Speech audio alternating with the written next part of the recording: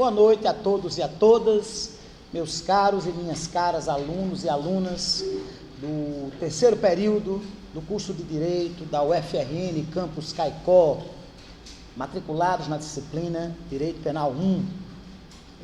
Na noite de hoje, dia 11 de março de 2019, segunda-feira, nós iremos dar início à última aula acerca dos princípios gerais de direito penal, tema que vem nos ocupando desde já há 3 ou 4 aulas atrás, né? Tema esse, pessoal, que vem a ser o terceiro tópico do programa da nossa disciplina. Lembrando que antes de nos enveredarmos pelo estudo dos princípios do direito penal, nós também tratamos, em um primeiro momento, das noções preliminares, das noções propedêuticas preliminares da ciência jurídico-penal e também da evolução histórica do direito penal ao longo das mais variadas civilizações e ao longo dos mais variados sistemas jurídicos, desde os primórdios da civilização humana até a contemporaneidade. Esse é o nosso terceiro tema. Na aula de hoje, se o tempo nos permitir, nós iremos iniciar o quarto tópico do nosso conteúdo, que vem a ser justamente o estudo das fontes do direito penal, gente. O princípio, faltam apenas 4 princípios a serem estudados por nós. O princípio que inaugurará a aula de hoje, gente, deixa eu só aqui botar no modo apresentação de slides, é o chamado princípio da confiança. A convivência em sociedade, a convivência entre os indivíduos que compõem a estrutura do tecido social, pressupõe que se presuma a boa-fé, a confiança. Não se pode partir do princípio de que o indivíduo trata-se de um infrator da norma jurídica. Nesse sentido, também à luz do direito penal, fala-se que deve-se esperar dentro da sociedade, por parte das pessoas que convivem entre si, que se tenha um comportamento condizente com o ordenamento jurídico penal, que se tenha a prática de condutas responsáveis e que se coadunem com aquilo que o ordenamento jurídico preconiza, evitando com isso se provocar danos a outras pessoas, certo? Nesse sentido, o princípio da confiança determina que deve-se confiar que o comportamento dos outros se dará de acordo com as regras da experiência humana, levando em consideração o juízo estatístico alicerçado naquilo que normalmente acontece. Não se pode presumir, e aí a gente volta, pessoal, para o princípio da presunção do estado de inocência, o princípio da inocência, o princípio da não culpabilidade, certo? Da mesma forma que não se pode presumir que alguém é culpado pela prática de um determinado fato típico, certo? Por outro lado, também deve-se esperar da sociedade, das pessoas que constituem os grupos sociais, que hajam dentro da boa-fé. Daí se falar no princípio da confiança, certo? Em que se espera que as pessoas sejam dotadas de boa-fé. Você não pode presumir que o indivíduo é criminoso. E do mesmo modo, deve-se aguardar, deve-se esperar que as pessoas hajam em consonância com não só as regras ditadas pela boa convivência social, mas, sobretudo, as regras determinadas pelo que preconiza o ordenamento jurídico. Alguma dúvida, pessoal? Pois não, meu nobre.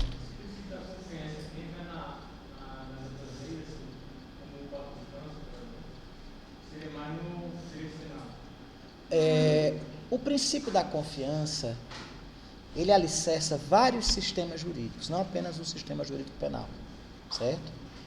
Por exemplo, as relações tratadas no âmbito do direito do consumidor, do direito civil, da legislação de trânsito, que também tem, a legislação de trânsito tem um viés penal também, né? Não só penal, sobretudo administrativo, mas também penal, né?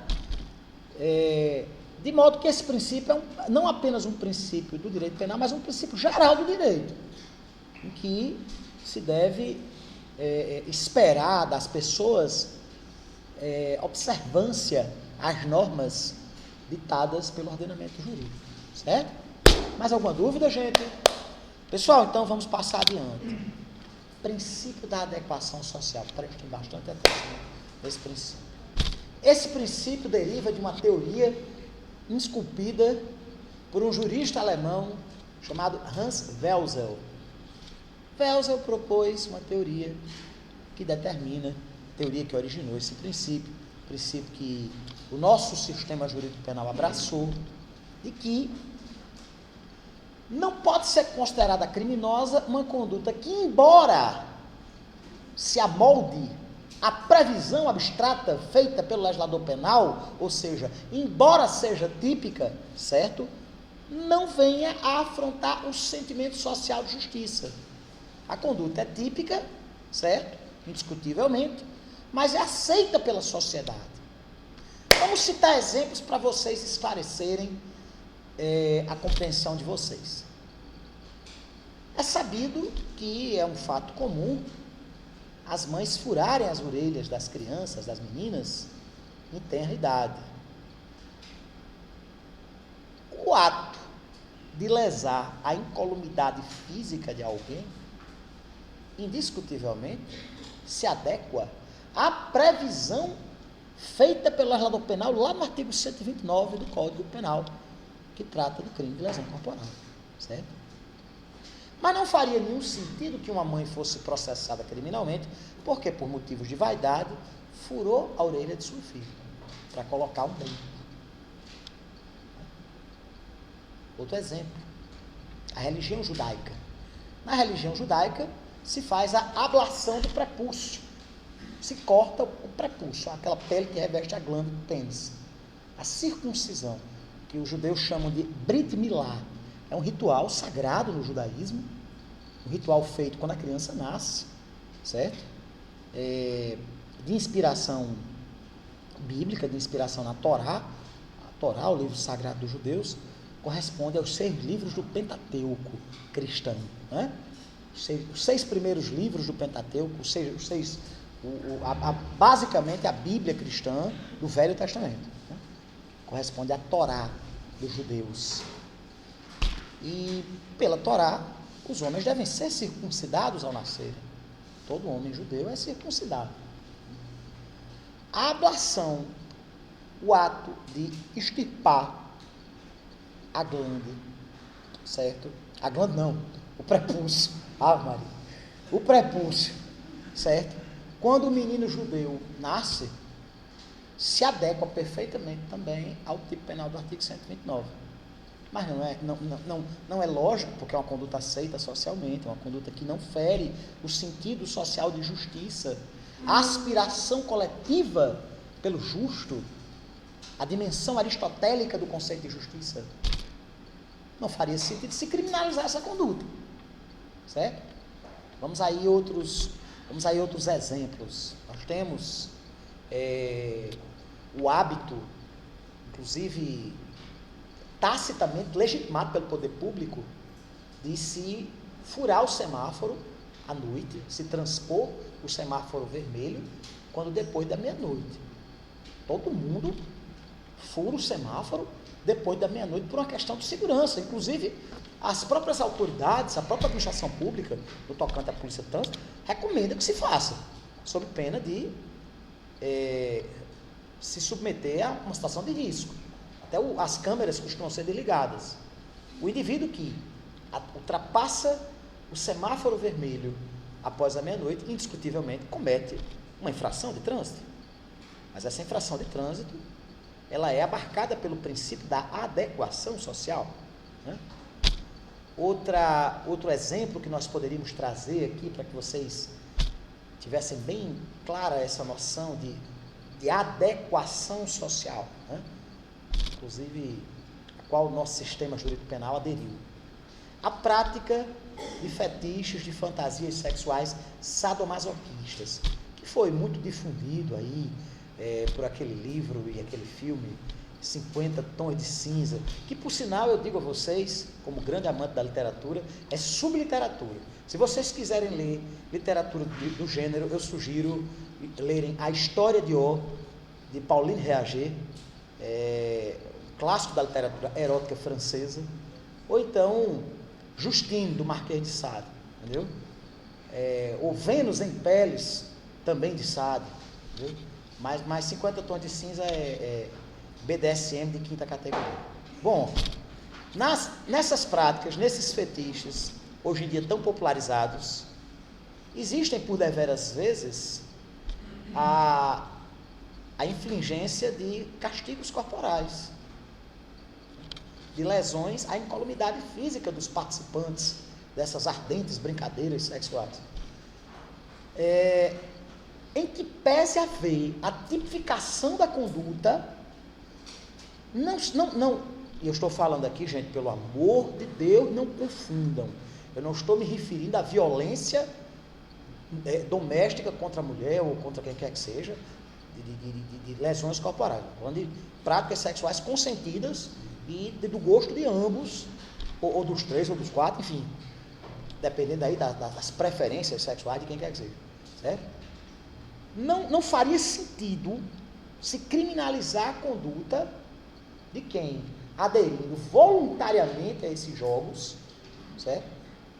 Incidisse, inclusive a jurisprudência é clara nesse sentido, e a doutrina também, né? A prática do chamado sadomasoquismo, ela é lícita desde que as lesões corporais sejam de pequena monta, certo? Desde que haja o consentimento da pessoa eventualmente lesionada, certo? E desde que esses jogos sejam praticados entre pessoas maiores de 18 anos, né? Que são pessoas que têm a sua liberdade sexual, enfim. Dentro desse contexto, em razão do princípio da adequação social, não faria sentido se criminalizar uma conduta resvalada meramente para a seara da sexualidade, do fetiche, entendeu? Não faria sentido se punir uma conduta que a sociedade não apenas admite, como fervorosamente até aplaude, né? Outro exemplo que nós podemos citar do princípio da adequação social. Nós poderíamos também citar a questão do jogo do bicho. O jogo do bicho é uma contravenção penal, é indiscutível. A lei das contravenções penais é clara ao tipificar essa conduta. Mas existe, dentro da tradição brasileira, certo? Uma tolerância ao jogo do bicho. Os contraventores, os banqueiros do jogo do bicho, inclusive, financiam o grande espetáculo das escolas de samba do Rio de Janeiro e São Paulo. E geram empregos, ainda que de forma bastante precária e de forma irregular, de forma ilícita, e ainda que haja, indiscutivelmente, muitas vezes, o envolvimento dos personagens que se dedicam a essa atividade, digamos, empresarial, com o mundo do crime, com o contrabando, com o tráfico de entorpecentes, com o tráfico de armas, mas, indiscutivelmente, o jogo do bicho é uma prática em que pese tratar-se de um fato típico de uma contravenção penal, é uma prática tolerada pela sociedade, e não só tolerada, como até muitas vezes bem vista.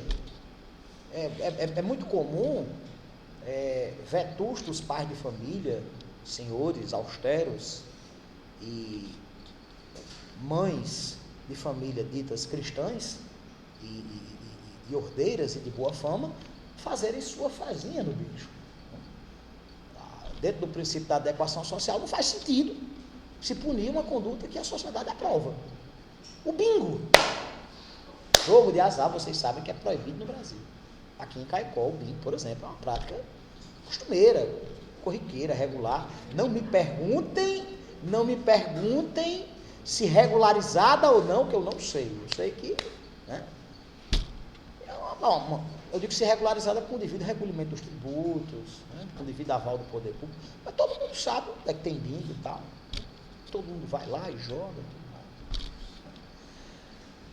Pelo princípio da adequação social, não se faz sentido punibilizar uma conduta que foi socialmente aceita.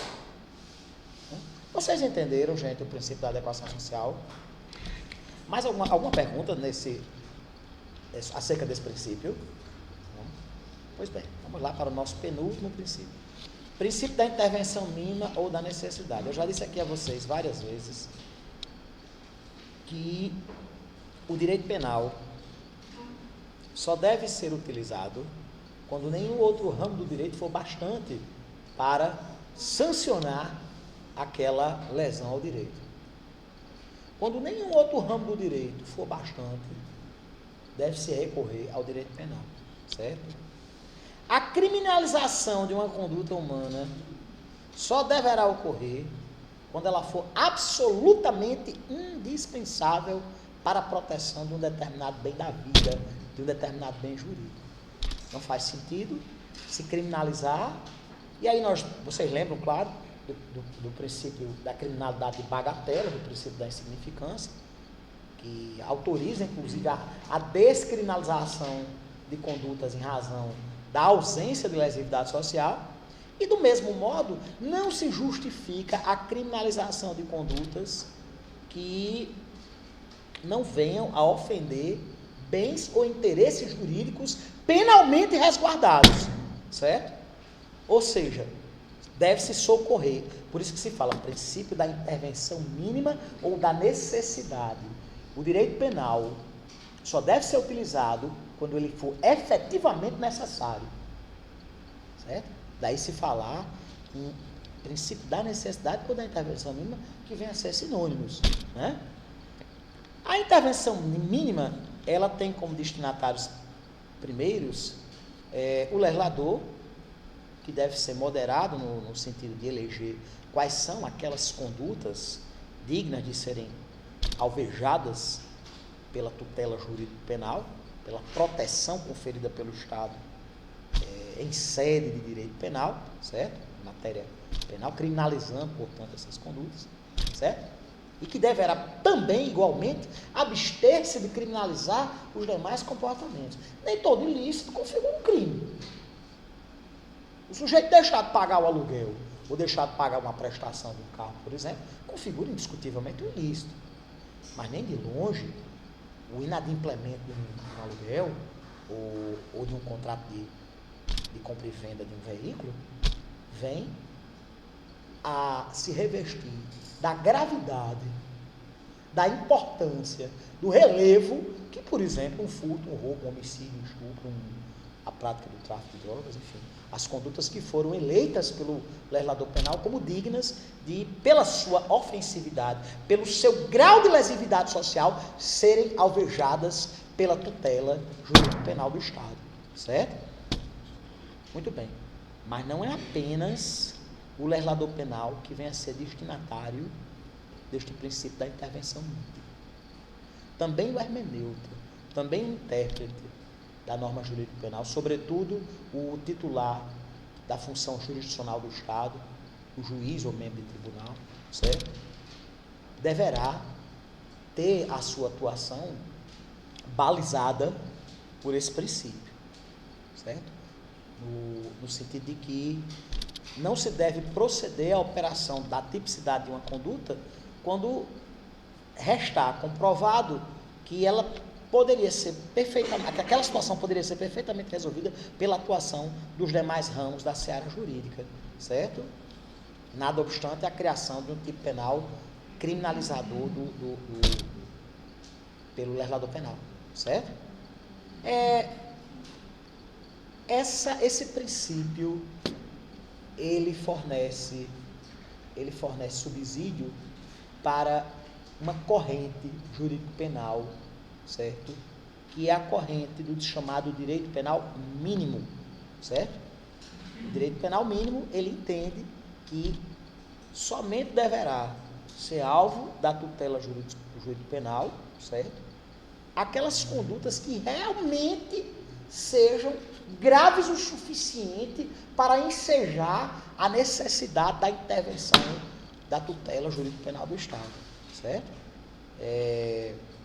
Interpretando o direito penal como sendo realmente um soldado de reserva, um outro ramo do direito realmente prestasse a satisfazer aquela situação de ilicitude, aquela situação de contrariedade à norma jurídica, é que se deve socorrer do direito penal, certo? Gente, para nós encerrarmos o tema, princípio do direito penal, vamos falar do princípio da subsidiariedade, que é muito, inclusive, parecido com o princípio da intervenção mínima. Gente,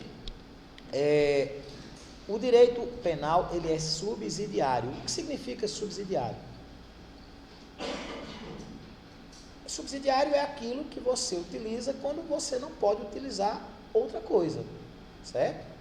Quando você fala que o direito penal é marcado pela subsidiariedade, você diz o seguinte, que a atuação do direito penal somente é cabível quando não for bastante, não for suficiente, certo? A intervenção dos outros ramos do direito, certo? E dos demais instrumentos estatais de controle social, certo? Para efetivarem o controle da ordem pública. Ou seja, o direito penal ele só se legitima quando os demais meios disponíveis que o Estado realmente venha a ter já tiverem sido empregados, sem sucesso para a proteção do bem jurídico. Por isso que se fala do princípio da subsidiariedade, certo? O direito penal é subsidiário a todos os outros ramos do direito. Tanto que é muito comum, gente, que uma infração penal, ela também venha a configurar uma infração em outra seara jurídica. Por exemplo, crime de sonegação fiscal. O crime de sonegação fiscal lesa o interesse da fazenda pública, o interesse da administração pública, o interesse da receita, certo? E no tocante ao direito penal, é alvo da proteção jurídico penal do Estado, havendo a criminalização da conduta da sonegação. Mas, paralelamente a isso, nós temos na seara tributária a oportunidade do Estado ajuizar os meios executórios suficientes para cobrar a dívida daqueles que forem eventualmente inscritos na dívida ativa da União ou das demais entidades geradoras do tributo não pago, certo? Por exemplo, no crime de abandono material, quando o pai deixa de prover o sustento do filho, certo? Nós temos, na seara do direito de família, a oportunidade de se ajuizar uma ação de alimentos, cobrando o dever dos pais de sustentarem seus filhos. Né? Nós temos aí também, vamos aí para a seara civilista, nós temos, quando da prática de uma determinada infração, a possibilidade da vítima, infração penal, a possibilidade da vítima ajuizar uma ação indenizatória. E eu já disse aqui a vocês, e isso inclusive vai ser debatido amplamente a posteriori, que o processo do cível e o processo no crime não se comunicam. Nós temos, quando há o trânsito em julgado da sentença penal condenatória, a geração de um título executivo judicial, certo? E há, portanto, o trânsito em julgado no âmbito cível também. Mas o contrário não é verdade. Tanto que o indivíduo pode ser absolvido no crime e condenado no cível. Por quê? Justamente por essa natureza subsidiária do direito penal. Uma condenação criminal é algo seríssimo. É algo que importa necessariamente, é algo que deveria importar necessariamente, a percepção da verdade real, certo? Um dos princípios que regem o processo penal, inclusive, é o princípio da verdade real. Quando vocês estiverem lá em processo penal 1, vocês vão ver. Princípio da verdade real. O processo penal deve se dedicar à busca incessante por aquilo que mais se aproxima da verdade, que é o chamado da verdade real. Porque existe a verdade formal. No processo civil vigora a verdade formal. O que é a verdade formal? É a verdade que está nos autos. Assim como no jogo do bicho, vale o que está escrito. A parte até pode ter um direito muito bom, até pode ter, assim, realmente razão nas suas pretensões, mas de repente a parte pode não ter instrumentalizado os meios, as ferramentas necessárias para comprovar a veracidade das suas alegações, ou de repente a parte vai lá e pede um prazo, e há o fenômeno da revelia, o fenômeno da prescrição, o fenômeno da preclusão. Por quê? Porque no processo civil o que interessa é a verdade formal. No processo penal não, isso é a verdade real. Por quê?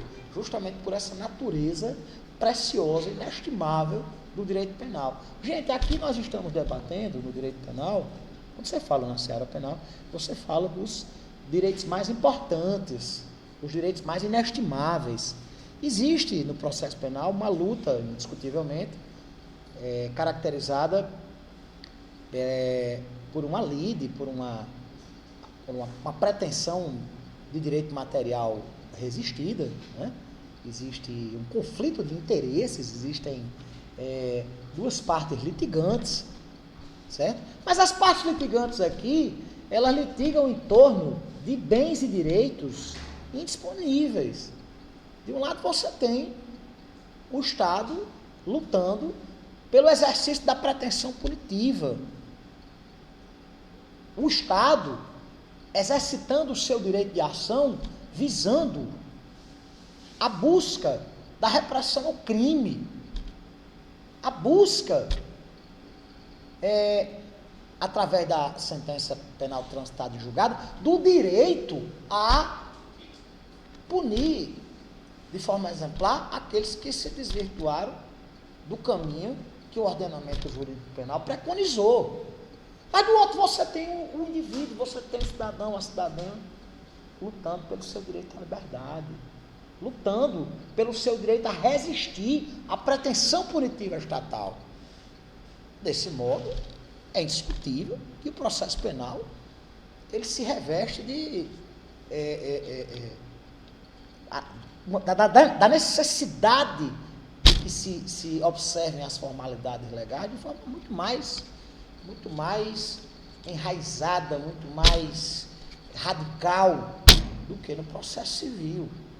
Daí se falar nessa dicotomia de verdade real, verdade formal, certo? Tudo isso porque o direito penal ele é subsidiário.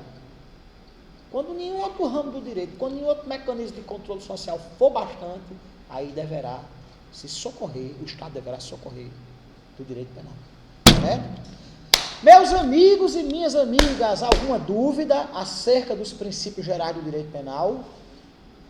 Nenhuma dúvida.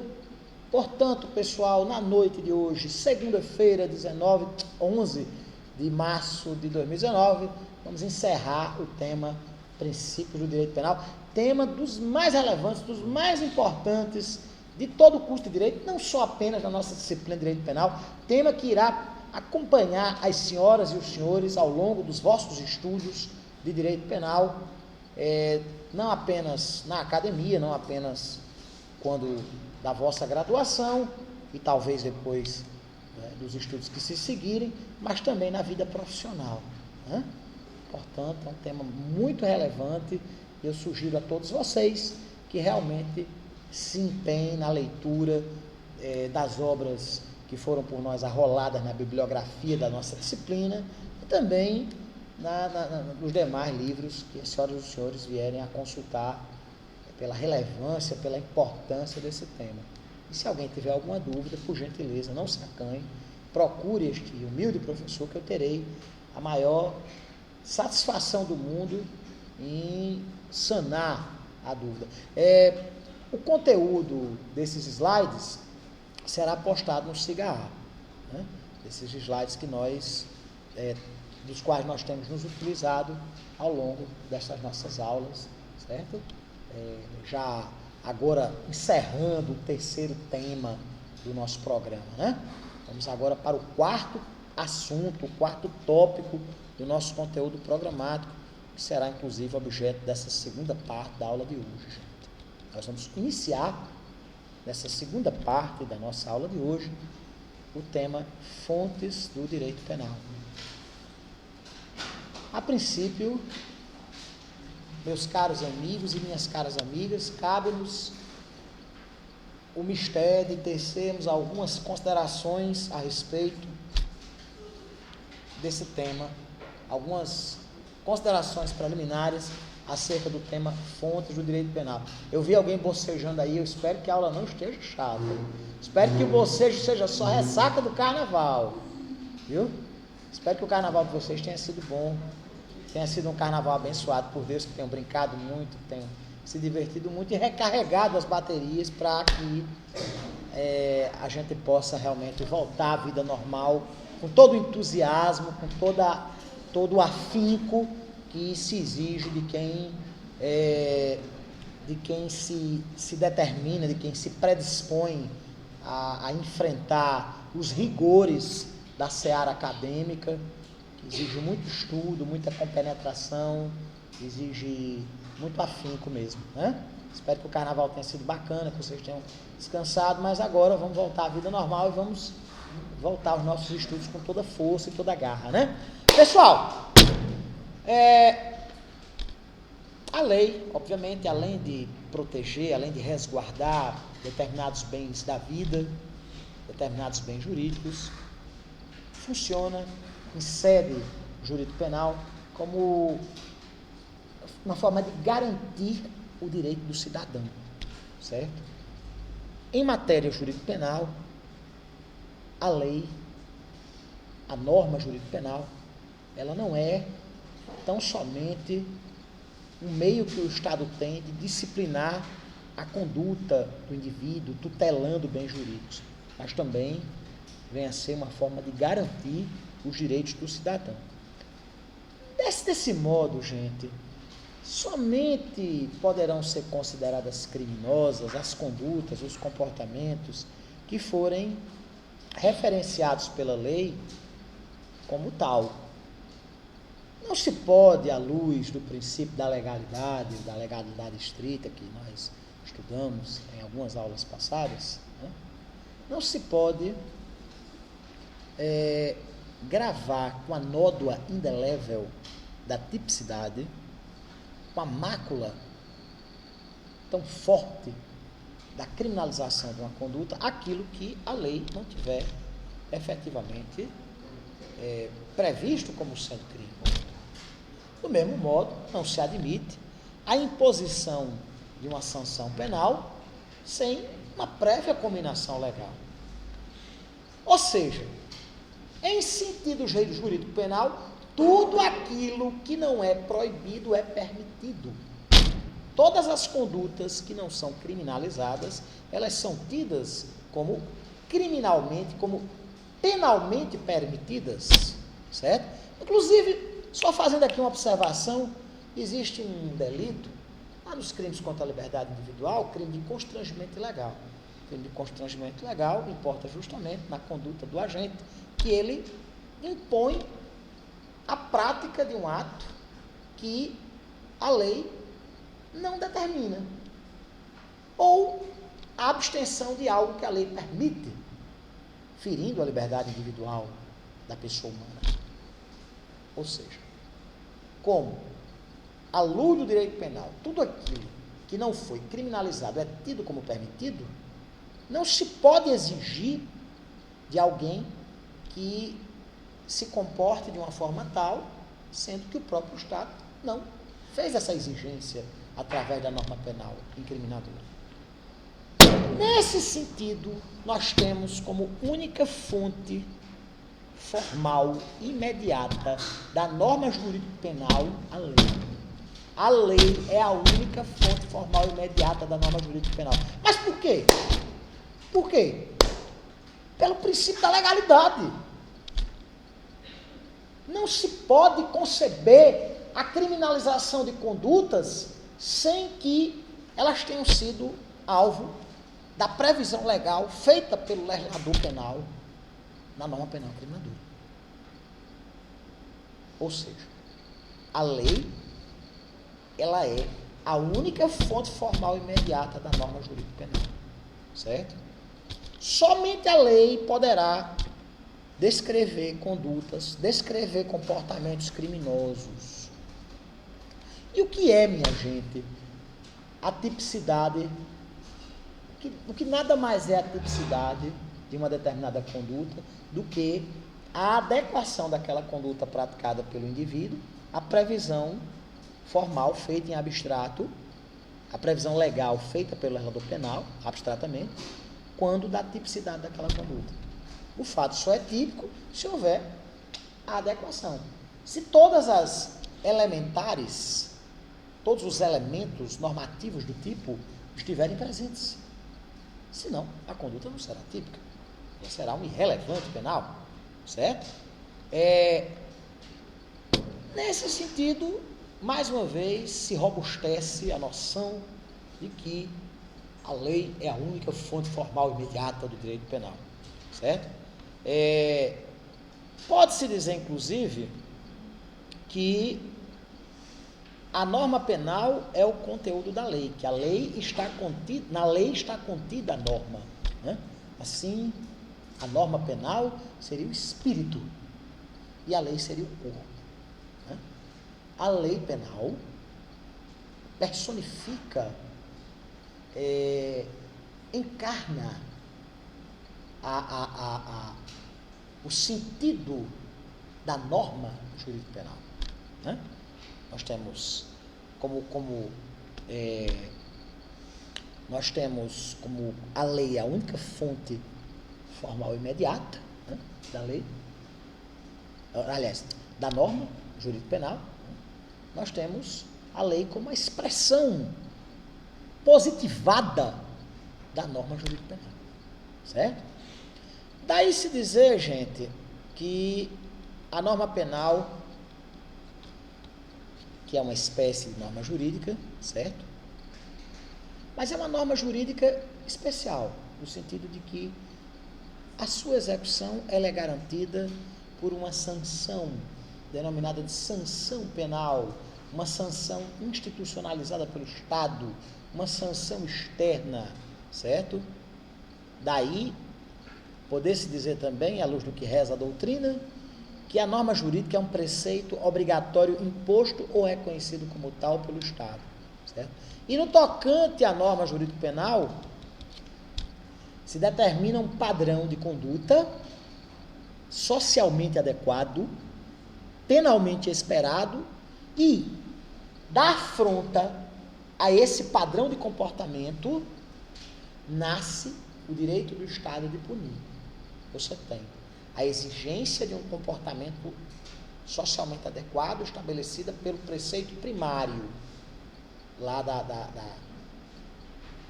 do tipo penal qualquer, né? E você tem no preceito secundário a imposição de uma sanção penal, certo? A norma impõe um comportamento socialmente adequado, obviamente, mas essa norma ela pode ser, como vocês sabem, exclusivamente informal, exclusivamente social, né? E sem que o Estado exija, por exemplo, é uma norma de boa conduta agir de forma urbana, ordeira, elegante, educada com as pessoas, né? Isso é socialmente adequado. Mas o Estado não pode exigir que as pessoas se comportem como ladies e gentlemen, né? Mas o Estado, por outro lado, pode exigir, quando a exigência desse comportamento tratar-se de uma norma de conteúdo jurídico, de conteúdo formal, pode exigir que o indivíduo incorra exclusivamente naquele padrão de comportamento, certo? Inclusive, valendo-se o Estado de instrumentos de coercitividade, de imposição daquela conduta, não apenas socialmente adequada, mas legalmente exigida, certo? Ou seja, o seu cumprimento, ele pode ser imposto pelo Estado. Abrir a porta do carro para a menina, puxar a cadeira no restaurante, né? Dar o lugar para as pessoas mais velhas, tudo isso são comportamentos socialmente adequados, mas não são comportamentos exigíveis pela norma legal, nem tampouco pela norma jurídico-penal, né? Mas,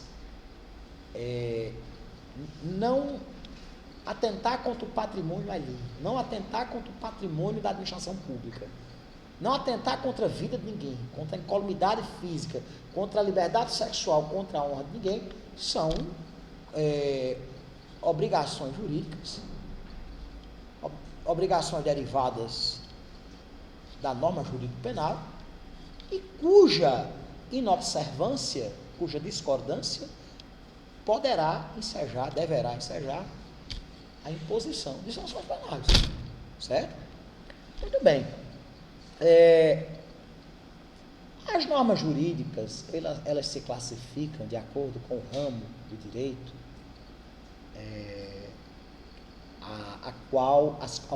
alguns ramos do direito aos quais elas se atenham, né? Aí nós temos norma civil, norma penal, norma administrativa, norma tributária, norma trabalhista, certo?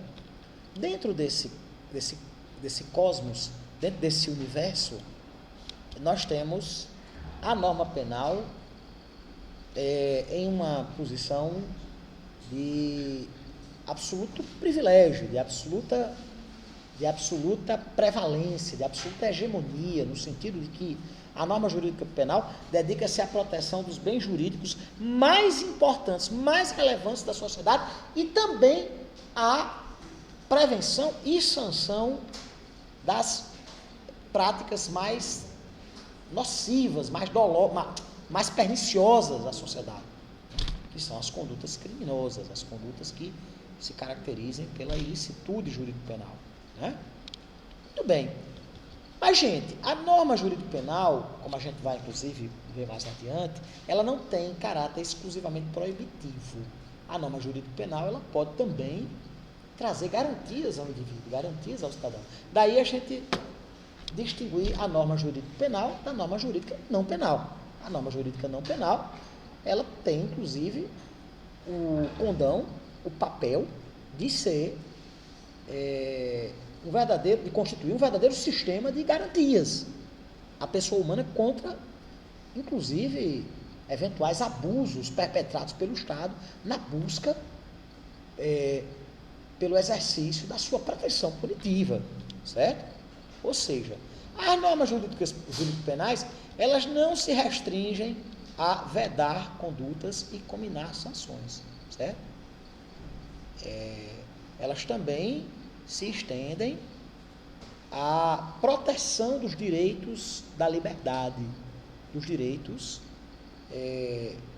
do indivíduo e da coletividade contra o próprio arbítrio do Estado, que eventualmente venha a ocorrer pela prática de determinados excessos, certo?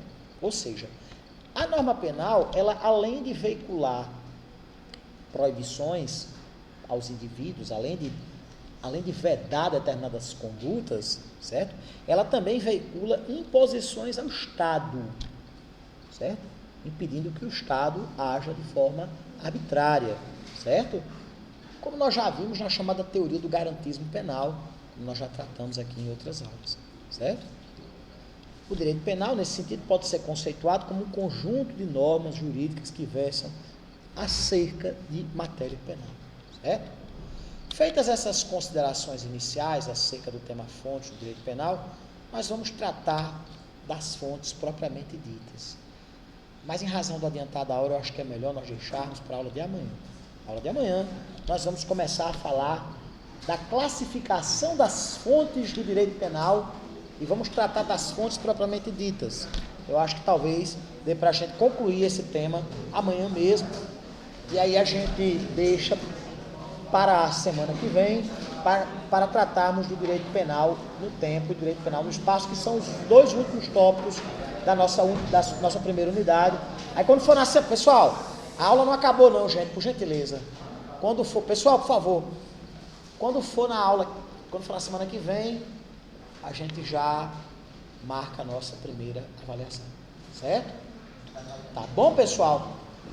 Gente, pois então, na aula de hoje nós vimos os últimos 4 princípios inerentes àquela classificação dos princípios gerais do direito penal, aquele rol de princípios gerais do direito penal, e começamos a estudar o tema fontes do direito penal, fazendo algumas breves considerações preliminares acerca do referido tema. Uma boa noite a todos e a todas, fiquem com Deus e até a aula de amanhã, pessoal. Tchau.